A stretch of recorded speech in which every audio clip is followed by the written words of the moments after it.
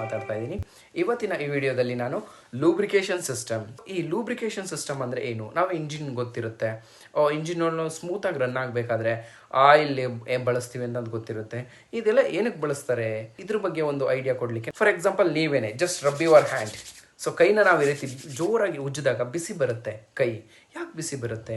ಸ್ವಲ್ಪ ಆಯಿಲ್ ಹಾಕೊಂಡು ಇಲ್ಲಿ ಕೈ ಮೇಲೆ ಸ್ವಲ್ಪ ಆಯಿಲ್ ಹಾಕಿದ್ಮೇಲೆ ಮತ್ತೆ ನಾವು ರಬ್ ಮಾಡಿದ್ರೆ ಆ ಬಿಸಿ ಬರಲ್ಲ. ನಾರ್ಮಲ್ ಆಗಿ ಕೈನ ಡೈರೆಕ್ಟ್ ಆಗಿ ಉಜ್ಜಿದಾಗ ಬಿಸಿ ಬಂತು, ಬಟ್ ಆಯಿಲ್ ಹಾಕಿದಾಗ ಬಿಸಿ ಯಾಕೆ ಬರಲಿಲ್ಲ? ಈ ರೀತಿ ಕ್ವಶನ್ಸ್ಗಳು ನಮಗೆ ಬರುತ್ತೆ. ಇದನ್ನೆಲ್ಲ ನಾವು ಕ್ಲಾರಿಫೈ ಮಾಡಲಿಕ್ಕೆ keep watching and subscribe the channel. This is lubrication system.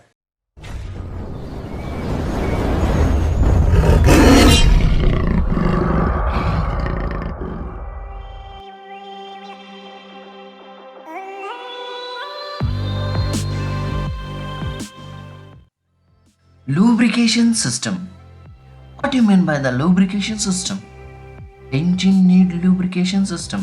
Yes, ಇಂಜಿನ್ಗೆ ಲೂಬ್ರಿಕೇಶನ್ ಸಿಸ್ಟಮ್ನ ಅವಶ್ಯಕತೆ ಇದೆ. ಲೆವೆಲ್ 2 ಅಲ್ಲಿ ನಾವು ಏನು ಮಾಡೋಣ ಅಂದರೆ, ಲೂಬ್ರಿಕೇಶನ್ ಸಿಸ್ಟಮ್ ಯಾಕೆ ಬೇಕು ಅನ್ನೋದನ್ನು ಫಸ್ಟ್ ನೋಡೋಣ. ಒಂದು ವೆಹಿಕಲ್ ಮೂವ್ ಆಗ್ತಾ ಇದೆ ಅಂದ್ಕೊಂಡ್ರೆ ಅದಕ್ಕೆ ಕಾರಣ ಏನು ಅಂದರೆ, ಮೇಯ್ನ್ ಆಗಿ ದ ಇಂಜಿನ್.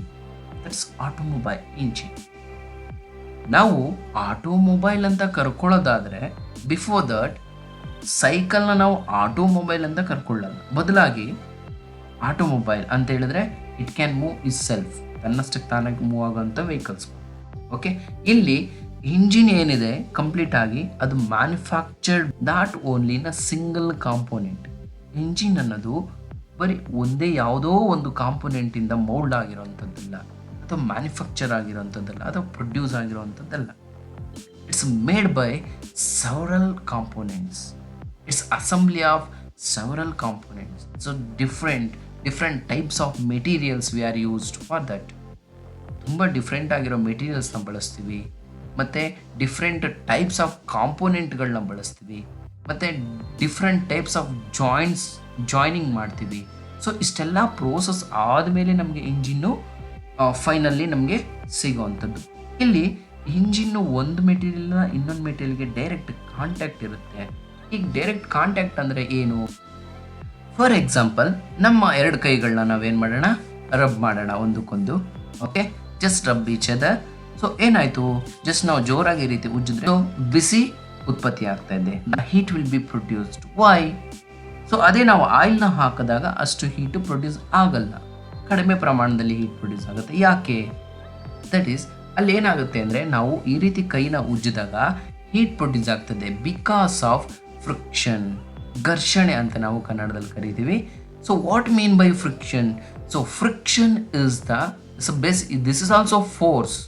ಸೊ ಫ್ರಿಕ್ಷನ್ನು ಒಂದು ಫೋರ್ಸ್ ಆಗಿರುತ್ತೆ, ಬಟ್ ಇದು ಅಪೋಸ್ಡ್ ಫೋರ್ಸ್.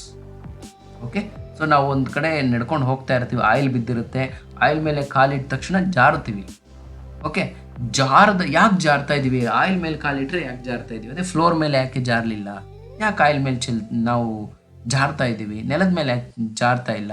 ಅಥವಾ ಕೆಲವೊಮ್ಮೆ ಬೈಕ್ಗಳು ಸ್ಕಿಡ್ ಆಗಿದ್ದೆಲ್ಲ ನಾವು ಕೇಳ್ತೀವಿ, ಸ್ಕಿಡ್ ಆಯಿತು, ಬಿದ್ದೆ, ಈ ರೀತಿ ಎಲ್ಲ ಕೇಳ್ತೀವಿ. ಸೊ ಏನಿದು ಸ್ಕಿಡ್ಡು? ಯಾಕಾಯಿತು skid? Okay, that is friction. ಆ ಸ್ಕಿಡ್ಡು ಅಥವಾ ಜಾರೋ ಅಂಥದ್ದು ಲೆಸ್ ಫ್ರಿಕ್ಷನ್ ಇದ್ದರೆ. ಓಕೆ, ನಾವು ನಡ್ಕೊಂಡು ಹೋಗೋದು ಬಿಕಾಸ್ ಆಫ್ ಫ್ರಿಕ್ಷನ್ನಿಂದನೇ. ಎರಡು ಮೆಟೀರಿಯಲ್ಲು ಒಂದಕ್ಕೊಂದು ಡೈರೆಕ್ಟ್ ಕಾಂಟ್ಯಾಕ್ಟ್ ಆಗಿ ಮೂವ್ ಆಗಬೇಕಾದ್ರೆ ಅಲ್ಲಿ ಆ ಜಾಗದಲ್ಲಿ ಫ್ರಿಕ್ಷನ್ ಇರುತ್ತೆ. ಎಲ್ಲಿ ಫ್ರಿಕ್ಷನ್ ಇರುತ್ತೋ ವೇರ್ ವಿಲ್ ಬಿ ಅಕರ್ಸ್. ಯಾವಾಗ ವೇರ್ ವಿಲ್ ಬಿ ಹೈ, ಆ ಮೆಟೀರಿಯಲ್ಲು ಸವಿಯಕ್ಕೆ ಶುರುವಾಗುತ್ತೆ. ಯಾವಾಗ automatically heat will be produced. ಆ ಜಾಗದಲ್ಲಿ ಹೀಟು ಉತ್ಪತ್ತಿ ಆಗೇ ಆಗುತ್ತೆ. So when heat becomes more, material gets break down. So ಆ ಮೆಟೀರಿಯಲ್ ಏನಾಗುತ್ತೆ, ನಾವು ಇದಕ್ಕೆಲ್ಲ ಕಾರಣ ಏನು? ಫ್ರಿಕ್ಷನ್. ಸೊ ಫ್ರಿಕ್ಷನ್ನ ರೆಡ್ಯೂಸ್ ಮಾಡಲಿಕ್ಕೆ we are using some oil, grease, ಈ ರೀತಿ ಮೆಟೀರಿಯಲ್ಸ್ನ, ಪೌಡರ್ಸ್ಗಳು ಈ ರೀತಿ ನಾವು ಬಳಸ್ತೀವಿ. ಫಾರ್ ಎಕ್ಸಾಂಪಲ್, ಸೈಕಲ್ ಚೈನ್ನ ನಾವು ಗಮನಿಸ್ಬೋದು. ಸೈಕಲ್ ಚೈನಿಗೆ ನಾವು ಕೆಲವೊಮ್ಮೆ ಆಯಿಲ್ನ ಅಪ್ಲೈ ಮಾಡ್ತೀವಿ. ಆಯಿಲ್ನ ಅಪ್ಲೈ ಮಾಡಿದ್ಮೇಲೆ ಇದು ಮೂವ್ ಆಗೋದು ತುಂಬ ಈಸಿಯಾಗಿ ಮೂವ್ ಆಗುತ್ತೆ. ಆಯಿಲ್ ಇಲ್ದೇ ಇದ್ದರೆ ತುಂಬ ಡಿಫಿಕಲ್ಟ್ ಅನಿಸುತ್ತೆ. ಇದು ನಮಗೆಲ್ಲ ಆಲ್ಮೋಸ್ಟ್ ಗೊತ್ತಿರೋ ಅಂಥದ್ದು. ನೆಕ್ಸ್ಟ್, ಇಲ್ಲಿ ಫ್ರಿಕ್ಷನ್ ಅಂದರೆ ಏನು ಅಂತ ಫಸ್ಟ್ ನೋಡೋಣ. Friction is the opposed force so friction ಅನ್ನೋದು ಒಂದು ಆಪೋಸ್ ಫೋರ್ಸ್ ಆಗಿದೆ. ರೆಸಿಸ್ಟೆನ್ಸ್ ಟು ಮೂವ್ ಅಂದರೆ ಮೂವ್ ಆಗಲಿಕ್ಕೆ ತಡೆ ಹಿಡಿಯುವಂಥ ಒಂದು ಫೋರ್ಸ್ ಏನಿದೆ ಅದನ್ನು ನಾವು ಫ್ರಿಕ್ಷನ್ ಅಂತ ಕರಿತೀವಿ. ಓಕೆ, ಸೊ ಬ್ರೋಕ್ ಆಗುತ್ತೆ. We can't remove the friction ನಾವು ರಿಮೂವ್ ಮಾಡಲಿಕ್ಕೆ ಆಗಲ್ಲ, but we can reduce the ಫ್ರಿಕ್ಷನ್ನ ನಾವು ಕಡಿಮೆ ಮಾಡ್ಬೋದಷ್ಟೇ, ಬಟ್ ರಿಮೂವ್ ಮಾಡಲಿಕ್ಕೆ ಆಗೋಲ್ಲ. ಆಟೋಮೊಬೈಲ್ ಇಂಜಿನ್ ಲೂಬ್ರಿಕೇಶನ್ಸ್ ಯಾವ ಕಾಂಪೋನೆಂಟ್ಸ್ಗಳು ಮೇಯ್ನ್ ಆಗಿ ಲೂಬ್ರಿಕೇಶನ್ ಸಿಸ್ಟಮ್ ಬೇಕಾಗುತ್ತೆ ಅಂತ ಹೇಳಿ, main crank shaft bearing, big end bearing, gudgeon pin, piston rings, timing gauge, cam shaft ಇವು ತುಂಬ ಮುಖ್ಯವಾಗಿ ಬೇಕಾಗಿರೋಂಥದ್ದು. Next the objective of lubrication ಸಿಸ್ಟಮ್ನ ಅವಶ್ಯಕತೆ ಏನಿದೆ, ಅದರದ್ದು ಏನು ಅದು ಫಂಕ್ಷನ್ ಮಾಡಬೇಕು ಅಂತ ಹೇಳಿ, ದ ಲೂಬ್ರಿಕೇಶನ್ ಸಿಸ್ಟಮ್ ಏನು ಕೆಲಸ ಮಾಡಬೇಕು ಅಂದರೆ ಮೇಯ್ನ್ ಆಗಿ ಇಟ್ ರೆಡ್ಯೂಸಸ್ ದ ಫ್ರಿಕ್ಷನ್ನ ರೆಡ್ಯೂಸ್ ಮಾಡಬೇಕಾಗುತ್ತೆ. Next it to reduce wear, ಸವಿಯುವಂಥದ್ದು, ಮೆಟೀರಿಯಲ್ ಸವಿಯುವಂಥದ್ದು. ಯಾವಾಗ ಡೈರೆಕ್ಟ್ ಕಾಂಟ್ಯಾಕ್ಟ್ ಇನ್ಕ್ರೀಸ್ ಆಗುತ್ತೋ ಆವಾಗ ಫ್ರಿಕ್ಷನ್ ಜಾಸ್ತಿ ಆಗುತ್ತೆ. ಫ್ರಿಕ್ಷನ್ ಜಾಸ್ತಿ ಆದಾಗ ಮೆಟೀರಿಯಲ್ ಸವಿಯುತ್ತೆ. ಫ್ರಿಕ್ಷನ್ನ ಕಡಿಮೆ ಮಾಡಿದ್ರೆ ಆಟೋಮೆಟಿಕಲ್ಲಿ ವೇರ್ ಕಡಿಮೆ ಆಗ್ತಾ ಬರುತ್ತೆ. ವೇರ್ ಯಾವಾಗ ಕಡಿಮೆ ಆಗ್ತಾ ಬರುತ್ತೋ ಅವಾಗ ಹೀಟ್ ಕಡಿಮೆ ಆಗುತ್ತೆ. ಈ ಕೆಲಸನ ಲೂಬ್ರಿಕೇಶನ್ ಸಿಸ್ಟಮ್ ಮಾಡಬೇಕಾಗುತ್ತೆ.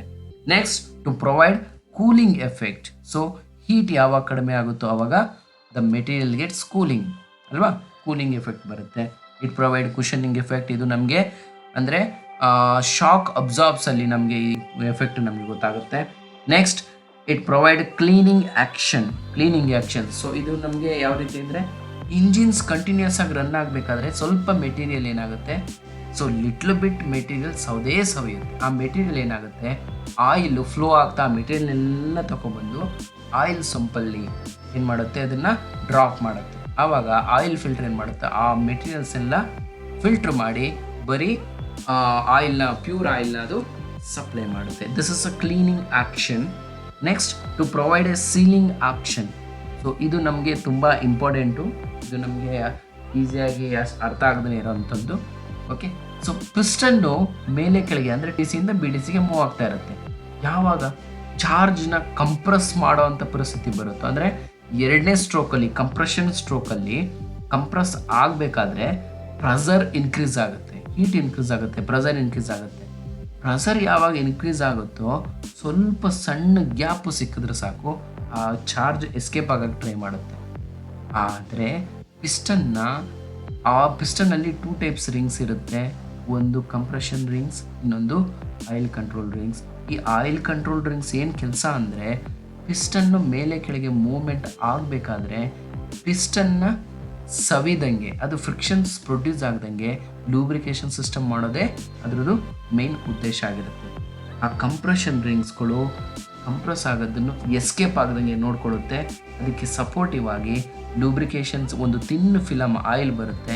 ಆ ಆಯಿಲು ಅದಕ್ಕೂ ಸಪೋರ್ಟ್ ಮಾಡಿ ಸೀಲಿಂಗ್ ಆ್ಯಕ್ಷನ್ಸ್ನ ಕೊಡುತ್ತೆ. This is about the objective of lubrication system. Objective of lubrication system ಅಂತ ಹೇಳಿದ್ರೆ the first one to reduce friction, ಎರಡನೇದು ಟು ರೆಡ್ಯೂಸ್ ವೇರ್, ಮೂರನೇದು to provide cooling effect, 4 to provide cushioning effect, 5 to provide cleaning actions, 6 to provide sealing actions. Next one the properties of good lubricants. ಯಾವುದೇ ಒಂದು lubricant ಆದರೆ ನಾವು ಅದನ್ನು ಹೇಗೆ ಇದು ಚೆನ್ನಾಗಿಲ್ಲ, ಅಥವಾ ನಾವು ಯಾವುದೇ ಮನುಷ್ಯನ ಈಗ ಫಾರ್ ಎಕ್ಸಾಂಪಲ್ ನಾವು ನಮ್ಮ ಕ್ಲಾಸಲ್ಲೇ ಗುಡ್ ಸ್ಟೂಡೆಂಟ್ ಅಂತ ಕರ್ಕೊಬೇಕು ಅಂದರೆ ಅವ್ನು ಚೆನ್ನಾಗಿ ಓದಬೇಕು, ಅವನು ತುಂಬ ಒಬಿಡಿಯೆಂಟ್ ಸ್ಟೂಡೆಂಟ್ ಆಗಿರಬೇಕು, ಎಲ್ಲದರಲ್ಲೂ ಮುಂದೆ, ಈ ರೀತಿ ನಮಗೆ ಕೆಲವೊಂದು ಅವನಲ್ಲಿ ಕೆಲವೊಂದು ಪ್ರಾಪರ್ಟೀಸ್ ಇರಬೇಕಾಗುತ್ತೆ. ಅದೇ ರೀತಿ ಇಂಜಿನ್ಸಲ್ಲೂ ಅಷ್ಟೇ ನಾವು ಬಳಸುವಂಥ ಲೂಬ್ರಿಕೇಶನ್ ಸಿಸ್ಟಮ್ ಯಾವ ರೀತಿ ಇರಬೇಕು ಅನ್ನೋದನ್ನ ನಾವು ಡಿಸೈಡ್ ಮಾಡ್ತೀವಿ. ಪ್ರಾಪರ್ಟೀಸ್ ಆಫ್ ಗುಡ್ ಲೂಬ್ರಿಕೆಂಟ್ ಅಂತ ಕರಿತೀವಿ. ಈ ಲೂಬ್ರಿಕೆಂಟ್ ಅಂದರೆ ಏನು ಅನ್ನೋದನ್ನು ಫಸ್ಟ್ ನೋಡ್ಕೊಳ್ಳೋಣ. ಆ ಒಂದು ಕ್ವಶನ್ ನಿಮಗೆ ಕೇಳ್ಬೋದು, ವಾಟ್ ಈಸ್ ಲೂಬ್ರಿಕೆಂಟ್ ಅಂತ. ಅಂದರೆ ಲೂಬ್ರಿಕೇಶನ್ಗೆ ಬಳಸೋವಂಥ ಲೂಬ್ರಿಕೇಶನ್ ಸಿಸ್ಟಮ್ಗೆ ಅಥವಾ ಲೂಬ್ರಿಕೇಶನ್ಗೆ ಬಳಸುವಂಥ ಸಬ್ಸ್ಟೆನ್ಸ್ ಯಾವುದ್ಯಾವುದಿದೆ ಅದನ್ನೆಲ್ಲ ನಾವು ಲೂಬ್ರಿಕೆಂಟ್ ಅಂತ ಕರ್ಕೊಳ್ತೀವಿ. The substance which used for lubrication system for lubrication, ಅದನ್ನು ನಾವು ಲೂಬ್ರಿಕೆಂಟ್ಸ್ ಅಂತ ಕರ್ಕೊಳ್ತೀವಿ. ಇಲ್ಲಿ ಫಸ್ಟು ಎಷ್ಟು ಪ್ರಾಪರ್ಟಿ, 7 ಪ್ರಾಪರ್ಟೀಸ್ ಇದೆ ನಮ್ಮಲ್ಲಿ ಗುಡ್ ಲೂಬ್ರಿಕೆಂಟ್ ಸಿಸ್ಟಮಲ್ಲಿ. 7 ಪ್ರಾಪರ್ಟೀಸು. ಈ ಕ್ವಶನ್ಸ್ನ ಜಾಸ್ತಿ ಕೇಳ್ತಾ ಇರ್ತಾನೆ, ತುಂಬ ಸಲನೂ ಕೇಳಿದ್ದಾನೆ. ಲೀಸ್ಟ್ ಅಥವಾ write or note down the properties of good lubricants ಅಥವಾ any 4 properties of good lubricants ಕೇಳಿದೆ. ಈ ರೀತಿ ಕ್ವಶನ್ಸ್ಗಳು ಜಾಸ್ತಿ ಬರ್ತದೆ. ಫಸ್ಟ್ ಒನ್ ಇದಕ್ಕೆ answer viscosity, physical stability, chemical stability, resistance against corrosion, pour point, flash point, cleanness. Okay, first one viscosity. So ಈಗ ಇನ್ನೊಂದು ಕ್ವಶನ್ಸ್ ಕೇಳ್ತಾನೆ ಇಲ್ಲಿ, ಎಕ್ಸ್ಪ್ಲೈನ್ ಅಂತ ಹೇಳಿ ಯಾವ್ದಾದ್ರು ಒಂದು 3 ಪ್ರಾಪರ್ಟೀಸ್ ಕೊಡ್ತೇನೆ.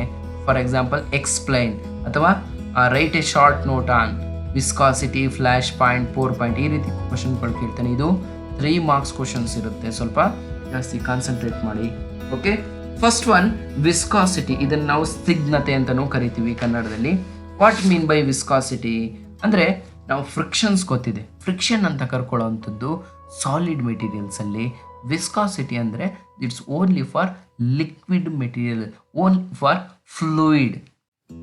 ವಿಸ್ಕಾಸಿಟಿ ದ ಡೆಫಿನೇಷನ್ಸ್ ಬಂದರೆ ವಿಸ್ಕಾಸಿಟಿಗೆ it's a property of the fluid which resist to flow.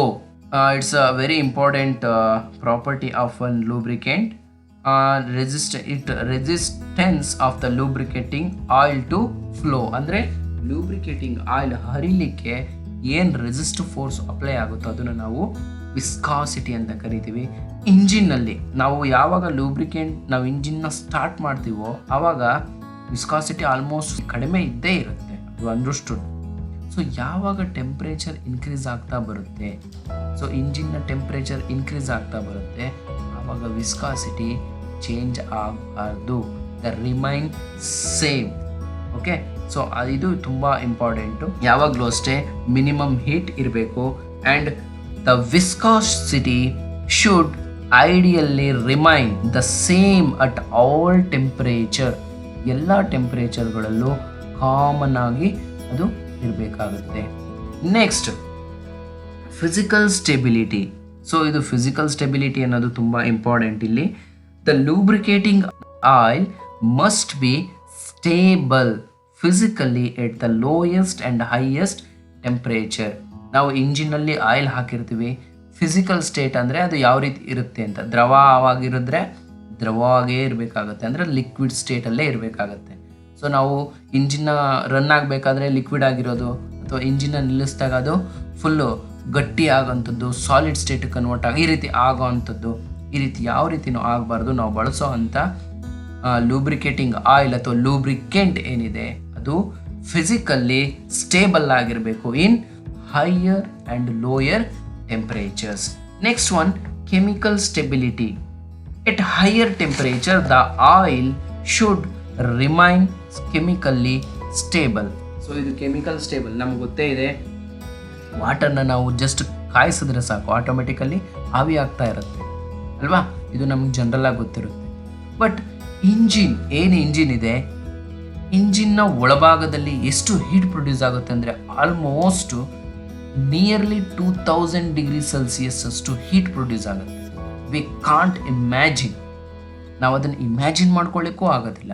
But engine optimum temperature ಅಂದರೆ ನಾರ್ಮಲ್ ಆಗಿ ರನ್ ಆಗಲಿಕ್ಕೆ ಇಂಜಿನ್ನ ಆಪ್ಟಿಮಮ್ ಟೆಂಪರೇಚರ್ ಎಷ್ಟಿರಬೇಕು ಅಂದರೆ ಜಸ್ಟ್ ಇಮ್ಯಾಜಿನ್ 2000 ಡಿಗ್ರಿಯಷ್ಟು ಸುಮಾರು ಅಷ್ಟು ಹೀಟ್ ಪ್ರೊಡ್ಯೂಸ್ ಆದ್ರೂ engine normal temperature optimum temperature it's 70 to 80 degree Celsius.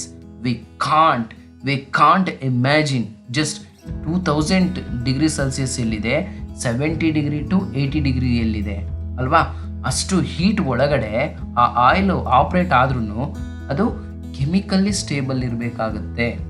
This is the very important point. ಇದನ್ನು MCQಗಳು ಡ್ಯಾಶಸ್ಗಳಲ್ಲಿ ಜಾಸ್ತಿ ಕೇಳ್ತಾರೆ. Okay, next resistance against corrosion. So ನಾವು ಬಳಸೋವಂಥ ಲೂಬ್ರಿಕೇಶನ್ ಸಿಸ್ಟಮ್ಮು ಇಂಜಿನ್ನ ಒಳಭಾಗದಲ್ಲಿ ಬಳಸೋವಂಥದ್ದು ಅಲ್ಲೇ ಇರುತ್ತೆ.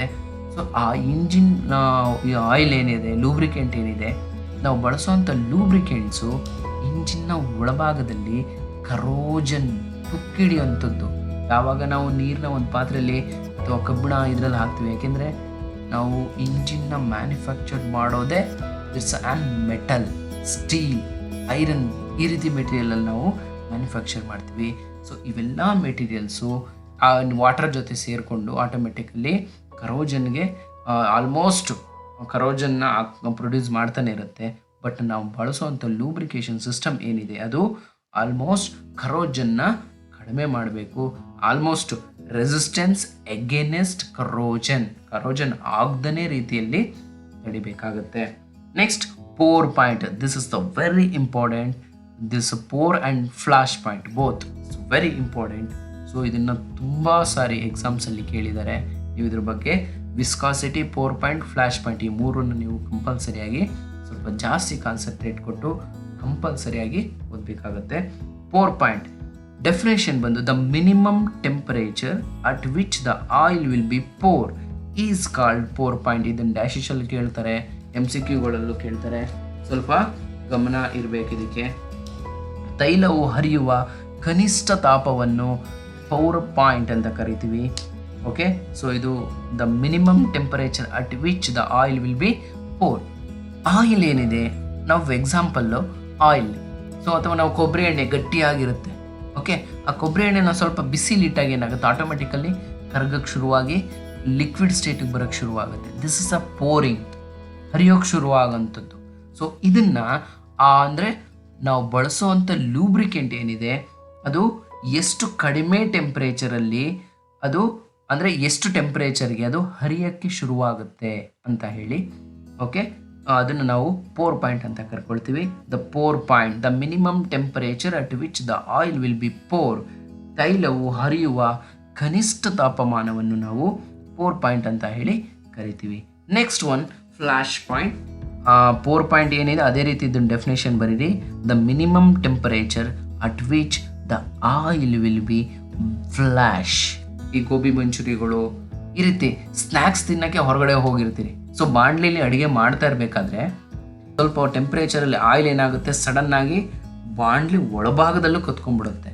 ಅದು ಯಾವುದೋ ಒಂದು ಟೆಂಪ್ರೇಚರಲ್ಲಿ ಮಾತ್ರ ಅದು ಕತ್ಕೊಳ್ಳುತ್ತೆ. ಎಲ್ಲ ಸ್ಟಾರ್ಟಿಂಗಲ್ಲಿ ಕತ್ಕೊಳ್ಳಲ್ಲ, ಬಟ್ ಹೋಗ್ತಾ ಬಿಸಿ ಆಗ್ತಾ ಆಗ್ತಾ ಆಗ್ತಾ ಆಟೋಮೆಟಿಕಲಿ ಕತ್ಕೊಂಡ್ಬಿಡುತ್ತೆ ಅಲ್ವಾ. ಆ ಸಡನ್ನಾಗಿ ಎಲ್ಲಿ ಕತ್ಕೊಳ್ಳುತ್ತೋ ಅಥವಾ ಒಂದು ಲೇಯರು ಬ್ಲೂ ಕಲರ್ದು ನಮಗೆ ಅಬ್ಸರ್ವ್ ಮಾಡಿದ್ರೆ ಬ್ಲೂ ಕಲರ್ದು ಒಂದು ಫ್ಲೇಮ್ ಈ ರೀತಿ ಬಂದು ಹೋಗುತ್ತೆ. ಅದನ್ನು ನಾವು ಫ್ಲಾಶ್ ಪಾಯಿಂಟ್ ಅಂತ ಕರಿತೀವಿ. The flash point it's a minimum temperature at which the oil will be flash is called flash point ಅಂತ ಕರಿತೀವಿ. ಅಂದರೆ ಆಯಿಲು ಸಿಡಿಯೋ ಅಂಥದ್ದು, ಅಂದರೆ ಬೆಂಕಿ ಕತ್ಕೊಳ್ಳೋ ಅಂಥದ್ದು. ಈ ಪಾಯಿಂಟ್ ಯಾವ ಟೆಂಪ್ರೇಚರಲ್ಲಿ ಇದಾಗುತ್ತೋ ಅದನ್ನು ನಾವು ಫ್ಲಾಶ್ ಪಾಯಿಂಟ್ ಅಂತ ಕರ್ಕೊಳ್ತೀವಿ.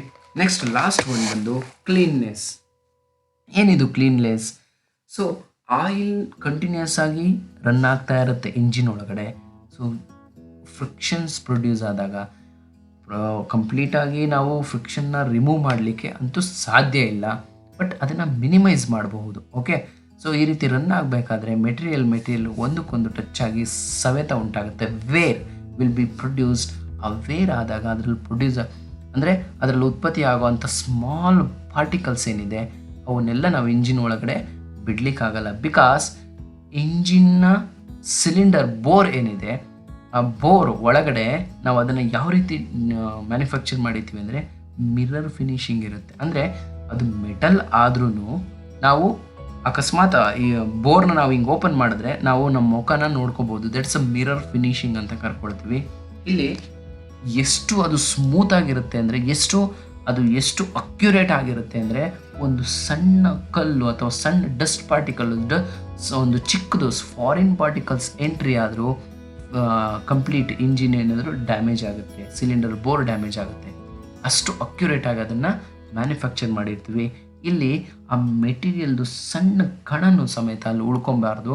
ಅದನ್ನೆಲ್ಲ ನಾವು ಈಸಿಯಾಗಿ ರಿಮೂವ್ ಮಾಡ್ತೀವಿ because of lubrication system. Oil ಏನು ಮಾಡುತ್ತೆ, ಕಂಟಿನ್ಯೂಸ್ ಆಗಿ ಎಲ್ಲ ಕಡೆ ಹರಿತಾ ಏನು ಮಾಡುತ್ತೆ ಅದನ್ನೆಲ್ಲ ರಿಮೂವ್ ಮಾಡಿಕೊಂಡು ಬರುತ್ತೆ. ದಟ್ ಇಸ್ ಕ್ಲೀನ್ಲೆಸ್ ಅಂತ ಕರ್ಕೊಳ್ತೀವಿ. Okay, this the main properties, 7 properties ನಾನು ಇಲ್ಲಿ ಹೇಳ್ತಾ ಇದ್ದೀನಿ. It's a very important questions. Properties of a good lubricant. First one viscosity. Viscosity ಅಂದರೆ it's a property of the fluid resistance of the lubricating oil to flow. Next physical stability. The lubricating oil must be stable physically at the lowest and highest temperature. Chemical stable. At higher temperature the oil should be remain chemical stable. Next resistance against ಕರೋಜನ್.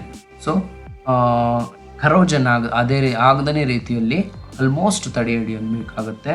Next 4 point, the minimum temperature at which the oil will be pour is called pour point. Next flash point, the minimum temperature at which the oil will flash is called flash point. Cleanness andre just for cleaning. Okay, thank you for watching. ಇನ್ನು ಉಳಿದಂತಹ lubrication systems ಅಲ್ಲಿ ಉಳಿದಂತಹ question and answers ಮತ್ತು various types of lubricants ಇನ್ನು ಉಳಿದಂಥದ್ದನ್ನು ನಾವು next ವಿಡಿಯೋದಲ್ಲಿ ಅಂದರೆ part 2 ವಿಡಿಯೋದಲ್ಲಿ ನಾವು ನೋಡೋಣ. Thank you all.